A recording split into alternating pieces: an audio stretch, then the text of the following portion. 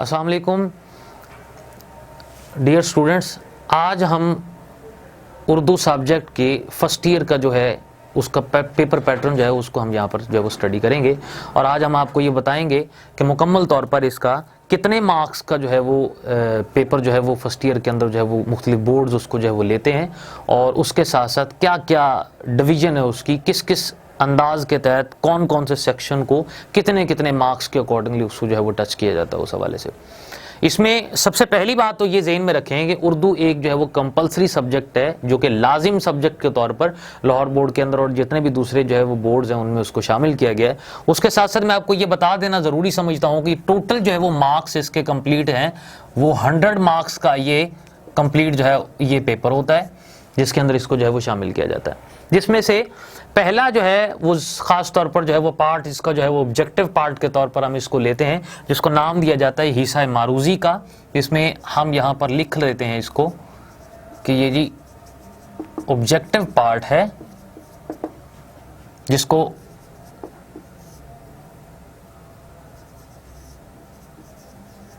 हिस्सा मारूजी के तौर पर भी इसको जो है वो शामिल किया जाता है, जिसकी टोटल जो है वो वैल्यू तकरीबन हमारे पास है वो ऑलमोस्ट ये 20 मार्क्स की है इसके अकॉर्डिंगली।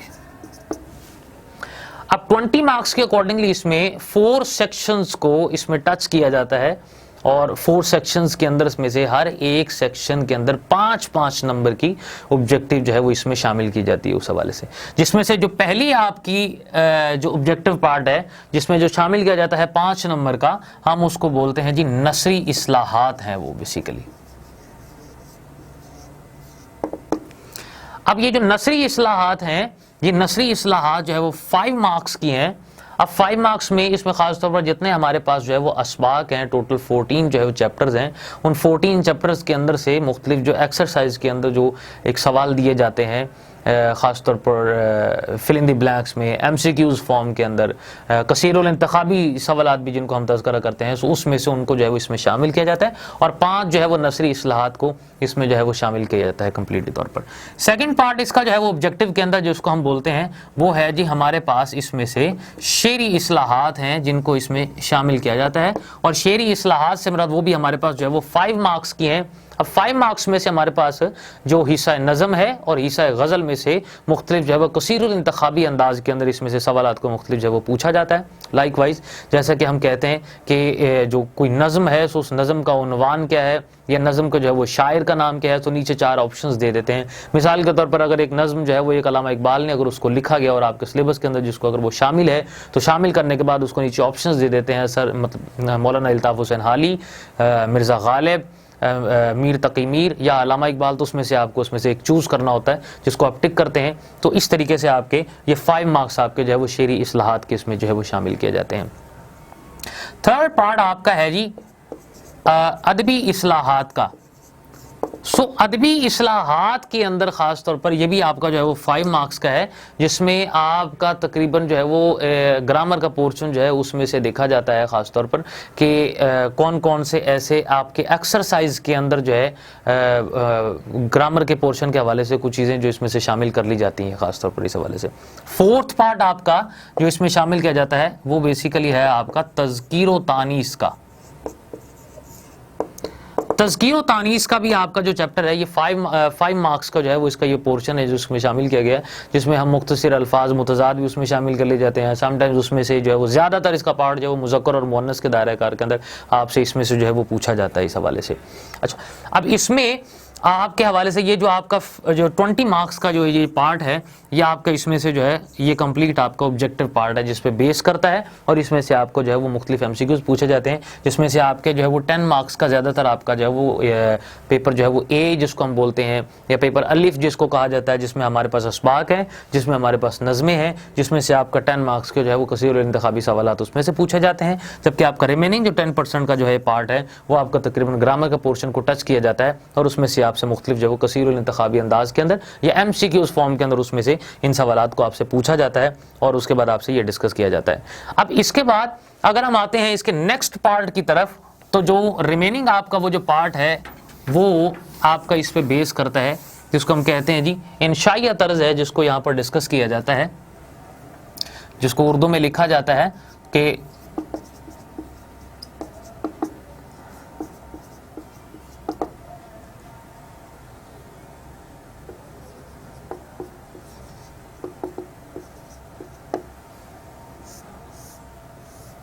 ये आपका जी हिस्सा इंशाइया है जो कि आपका टोटल जो है वो बेस कर रहा है 80 मार्क्स के ऊपर जो है इसकी जो है वो डिवीजन उसमें से की गई। इससे पहले आपका जो ऑब्जेक्टिव था वो मैंने आपको बताया है कि 20 मार्क्स का आपका जो है वो ऑब्जेक्टिव है जिसके 4 पोर्शंस हैं। 4 पोर्शंस के अंदर फिर मैंने आपको वो सारी उसकी तफसील एक बताई। उसके बाद हम आते हैं इसके हिस्सा इंशाइया की तरफ। अब सब्जेक्टिव पार्ट अगर इसका जो है वो 80 मार्क्स पे जो है वो बेस करता है, जिसमें से आपका इक्तबास जिसको लिया जाता है पार्ट 1 है,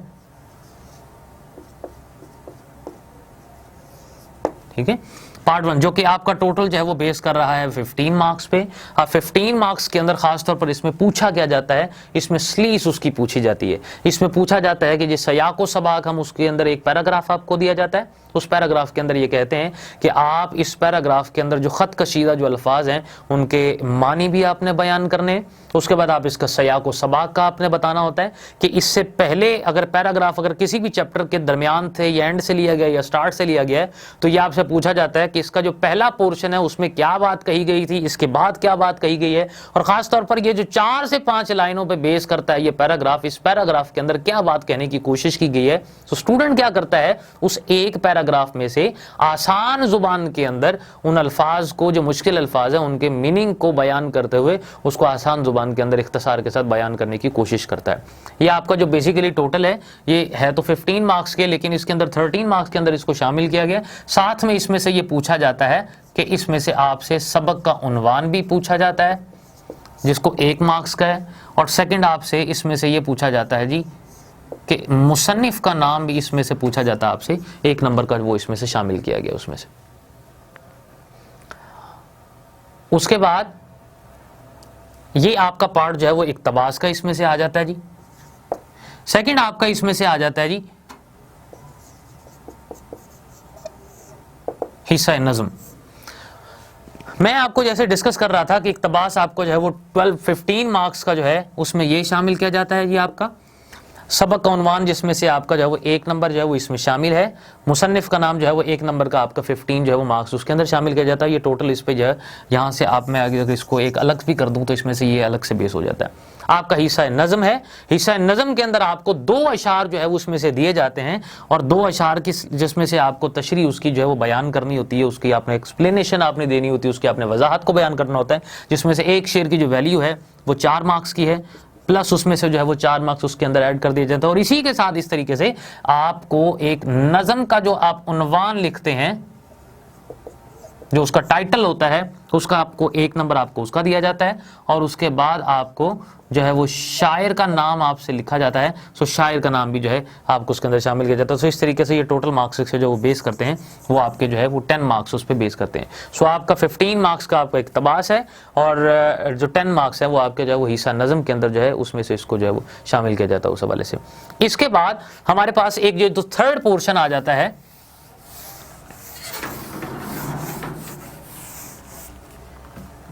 थर्ड पोर्शन हमारे पास आ जाता है जी एक हिस्सा गजल का है। सो गजल में से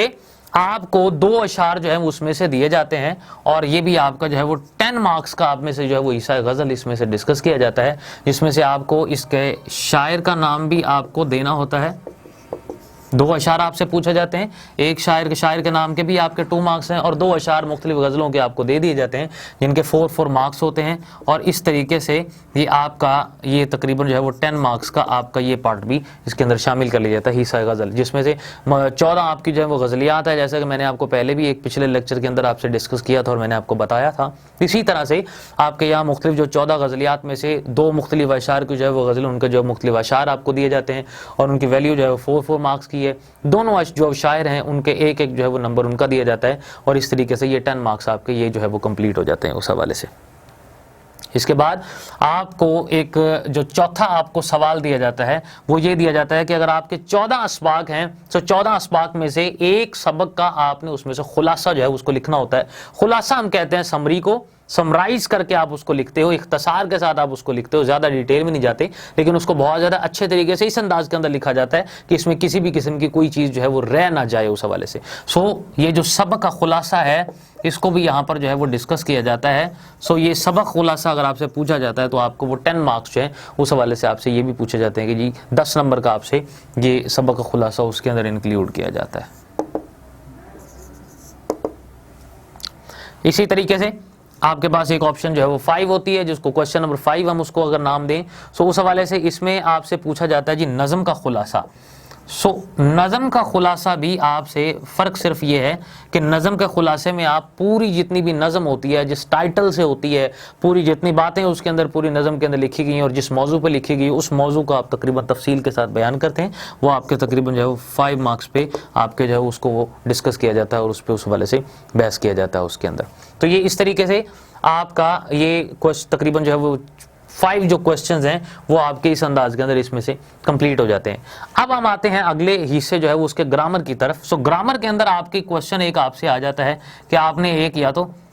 जो दरख्वास्त उसको जो है वो लिखनी होती है, और दरख्वास्त के अंदर आपको ये 10 नंबर का जो है वो आपसे दरख्वास्त लिखी जाती है, ख़ासतौर पर मुख्तलिफ अंदाज के अंदर, जैसा कि हमारे लिए बहुत ज़्यादा ज़रूरी होती है। उसका मकसद बेसिकली इस वजह से शामिल किया गया है कि हम मुख्तलिफ दफातर में जाते हैं और ताहयात हर इंसान को जो है वो मुख्तलिफ दफातर के अंदर अपनी जो है वो रिक्वेस्ट किसी को करने के लिए या कोई भी शिकायत करने के लिए उसे कहीं ना कहीं कुछ ना कुछ लिख कर तहरीरी तौर पर देना पड़ता है। तो उस हवाले से इस काबिल ये कहा गया है कि बच्चा इस काबिल हो इस लेवल पर आकर कि उसे कम से कम दरख्वास्त को लिखना आता हो कि किसी से बात अगर करनी भी है तो तहरीरी सूरत के अंदर अपनी बात को, अपनी शिकायत को पहुंचाया कैसे जाता है। तो इस वजह से दरखास्त लिखने के तरीके को 10 नंबर के तौर पर आपके सिलेबस के अंदर, फर्स्ट ईयर के सिलेबस के अंदर इसको जो है वो शामिल किया गया। 7 पॉइंट आपका बेसिकली आपका जो मैंने एक मुकालमा है, या आपको मुकालमा कहा जाता है या फिर आपको जो है वो रुदाद लिखने को कहा जाता है। रुदाद हम कहते हैं कहानी को, या तो कहानी लिख लें या कहानी लिखना अगर नहीं लिखी जा रही उस अंदाज के अंदर, या बहुत सारे बच्चे ऐसे होते हैं जो कहानी लिखने का इतना ज़्यादा उनको सेंस डेवलप नहीं होती, या अक्सर औकात इदारों के अंदर रुदाद पे इतना ज़्यादा फोकस नहीं किया जाता है। सो मुकालमे को बहुत ज़्यादा तरजीह दी जाती है क्योंकि बहुत ज़्यादा ईजी होता है। 4 से 5 जो लाइन्स है उसकी तो बिल्कुल अपने तारुफ को करवाने के अंदर इसमें शामिल हो जाती हैं। सो उस वजह से ये आपका 10 नंबर का जो है वो आपका ये मुकालमा और रुदाद जो है वो इस पर बेस करता है उस हवाले से। इसके साथ आपका एक लास्ट आपका ये जो सेगमेंट है वो आपका बेस करता है जी 8 पॉइंट आपका है। 8 पॉइंट आपका उस हवाले से ज्यादा अहमियत का हामिल है क्योंकि ये आपका ऑलमोस्ट आपका ग्रेजुएशन के अंदर जो है चलता है, जिसको हम नाम देते हैं जी तलखीस का।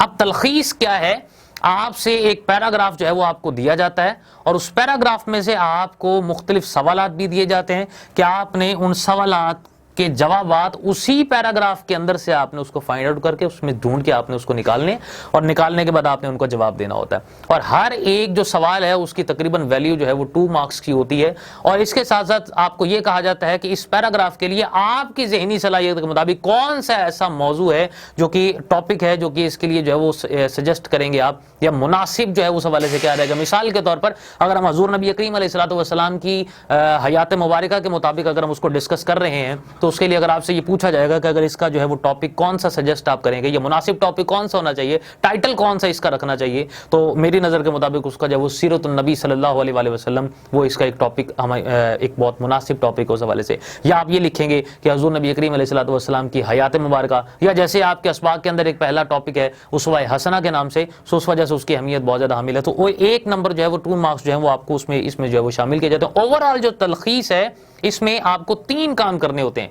पहला काम आपको ये करना होता है कि इसमें से क्वेश्चन आंसर्स आपने निकालने, और उनके आंसर्स आपने 1.5 लाइन इसके अंदर आपने उसका आंसर देना होता है, या 2 लाइनों के अंदर आपने उसका जवाब देना होता है। साथ में आपने ये करना होता है कि इसका जो है वो टाइटल आपने इसका जो है वो सिलेक्ट करना होता है और उसको आपने लिखना होता है उसके साथ। और जो सबसे ज्यादा इंपॉर्टेंट काम है वो ये है कि अगर एक पैराग्राफ अगर आपको दिया गया है तो उसको आपने इख्तिसार के साथ कैसे मुकम्मल तौर पर उसको लिखना है कि जिसमें कोई कमी बेशी जो है उस हवाले से ना रह जाए। सो इसके अकॉर्डिंगली ये तलखीस जो है वो चूंकि ग्रामर का एक पार्ट है, सो उस वजह से इसकी वैल्यू काफी ज्यादा है। अब सवाल इस बात की अगर हम डिवीजन की तरफ आते हैं, सो मैंने आपको जो इससे पहले एक 1 और 2 जो है वो क्वेश्चन लिखा था कि इक्तबास था, सलीस थी जो हमने करनी थी। 15 मार्क्स का हमारे पास जो क्वेश्चन नंबर 1 था। क्वेश्चन नंबर 2 हमारे पास जो है वो नज़म था जो कि 10 मार्क्स का था। सो इस तरीके से हमारे पास 25 मार्क्स हो जाते हैं। थर्ड पार्ट हमारे पास जो है वो ईसा गज़ल का है, जिसमें मैंने आपको बताया कि 2 अशार आते हैं और 2 मुख्तलिफ शुअरा कराम का आपने नाम लिखने होते हैं। सो टोटल मार्क्स इसके जो हमारे पास जो है वो 10 हो जाते हैं। सो इस तरीके से हमारे पास 35 मार्क्स हमारे पास ये बन जाते हैं।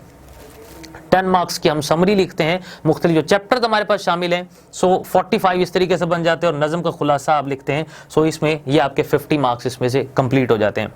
दरख्वास्त आपसे लिखने को कहा जाता है। सो 10 मार्क्स की वैल्यू आपके सिलेबस के अंदर वो शामिल है। मुकालमा या रुदात दोनों में से किसी एक को आपने लिखना होता है। 10 नंबर जो आपको उसके दिए जाते हैं और तलखीस जो है वो 10 मार्क्स की है। सो इस तरीके से आपका ये टोटल पार्ट जो है वो 80 मार्क्स का बनता है। और 80 मार्क्स के बाद आपका 20 मार्क्स का मैंने आपको इसमें से पहले जो मैंने यहाँ पर आपको लिख कर दिखाया है कि 20 मार्क्स का आपका ऑब्जेक्टिव पार्ट है। दोनों को मिलाते हैं सो आपका उसके बाद 100 मार्क्स की जो वैल्यू है वो कंप्लीट हो जाएगी। उम्मीद करता हूँ कि आपको ये आज का जो टोटल पैटर्न है ये मुकम्मल तौर पर समझ आ गया होगा। इसके बाद हम अपनी नेक्स्ट जो है वो लेक्चर के अंदर अस्बाक जो उसको शुरू करेंगे और जिसमें से पहला सबक जो है वो उसवा हसना को हम मुकम्मल तौर पर इसमें से डिस्कस करेंगे। बहुत शुक्रिया।